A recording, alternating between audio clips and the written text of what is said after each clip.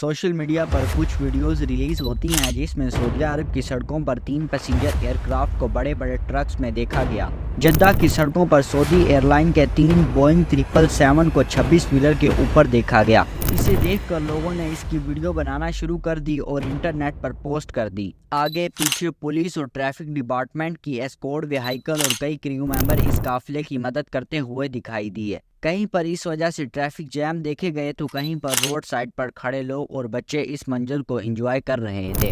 पहले तो ये समझा गया कि शायद जद्दा में किंग अब्दुल अजीज एयरपोर्ट से इनको मेंटेनेंस के लिए लेकर जा रहे हैं, लेकिन बाद में मालूम पड़ा कि 100 मीटर जितने इन 3 ट्रोलर की आखिरी मंजिल यहाँ से 850 किलोमीटर दूर सऊदीया का कैपिटल रियाद है। जी हाँ, बोइंग 777 को 850 किलोमीटर भेजने वाला सऊदी अरब पहला मुल्क है। इससे पहले ये रिकॉर्ड यूरोप ने बनाया था और अब ये वर्ल्ड रिकॉर्ड सऊदीया ने बना लिया है। बल्कि सऊदी अरब का ये सोचा समझा मार्केटिंग स्टंट था। इस मामले की गहराई तक जाकर जानते हैं कि आखिर ये क्या माजरा है। कॉन्वॉय में मौजूद पहले एयरक्राफ्ट का नंबर HZAKG है, जिसके बारे में रिकॉर्ड्स बताते हैं कि ये 26 साल पुराना बोइंग 777 है जो 1998 में सऊदी एयरलाइन को डिलीवर किया गया था। 18 साल सर्विस में रहने के बाद इसको ग्राउंड कर दिया गया। पिछले 8 सालों से ये जद्दा एयरपोर्ट पर ही खड़ा है। इसी वजह से दूसरे एयरक्राफ्ट भी कई साल सर्विस के बाद ग्राउंड हो चुके हैं। तीनों एयरक्राफ्ट ने अपनी सर्विस के दौरान 50,000 हॉर्स तक फ्लाई किया है। एक मखसूस अरसे के बाद एयरक्राफ्ट की लाइफ खत्म हो जाती है।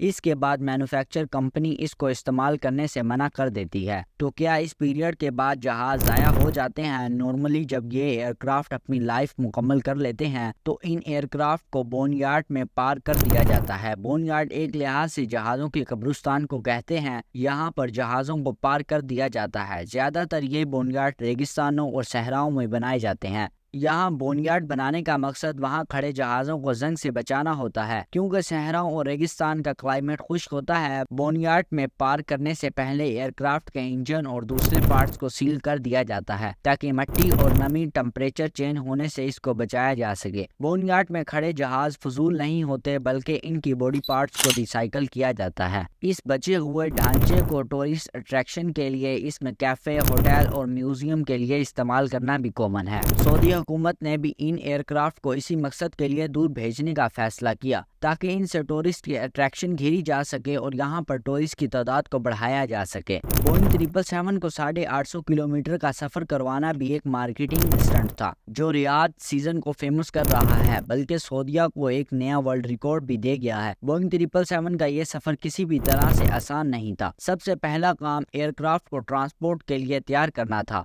जिसमें पहले प्लेन के विंग्स और टेल्स को निकाला गया और फिर बकिया जहाज को स्पेशल क्रेन की मदद से इसको 26 व्हील पर रखा गया। ये कहलाता तो 26 व्हीलर है, लेकिन इसमें 104 टायर होते हैं। जद्दा एयरपोर्ट से सफर रियाद तक इतना आसान तो नहीं था। कौन कौन से पॉइंट से 100 मीटर के ट्रॉलर कहां से टर्न करवाना है, ये सारा रूट पहले से ही डिसाइड था। कहीं पर तो ट्रैफिक को रोड से उतारा गया और ताकि ये कन्वॉय वहां से